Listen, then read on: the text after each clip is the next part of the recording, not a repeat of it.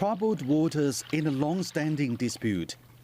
Manila has filed for international arbitration for its claims in the South China Sea. Beijing is saying no to any ruling. Chinese scholars believe that the jurisdiction is beyond the scope of the UN Convention and that the arbitration is invalid. Article 286 rules out the application procedures subject to territorial sovereignty and maritime delimitation.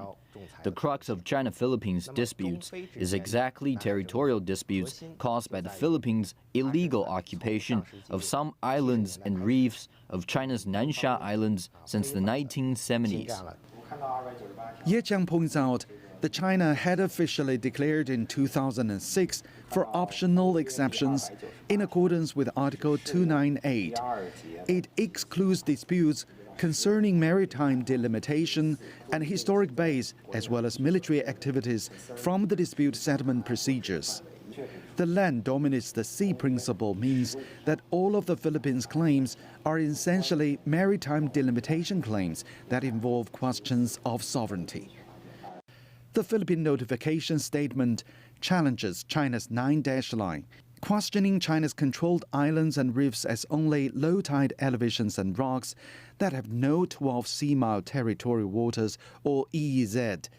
It also opposes China's law enforcement activities. China criticizes the Philippines for illegally occupying its islands and reefs, breaking the promise to resolve disputes through dialogue, and damaging the progress between China and ASEAN on the DOC applications. The Philippines has stressed that it did not touch on the territorial issue in the notification statement, but China believes it's impossible to discuss most of its claims without first clarifying Chinese and Philippine sovereignty over the island features in the South China Sea. The Philippines unilaterally initiated arbitration, maliciously packaging all of its 15 items of claims with no relevance to sovereignty. This violates international principles of good faith obligation and not abusing rights. Such behavior is to legitimize the illegal occupation, but has undermined authority and integrity of the UN Convention. Ye Jiang says the UN Charter states that resolving disputes through negotiations has been the priority compared with resorting to international courts and arbitration. When it comes to sovereignty, no country would allow giving the right of resolution to a third party. China has made it very clear that it will not recognize whatever the tribunal decides, nor will it ever change any of its positions on the South China Sea.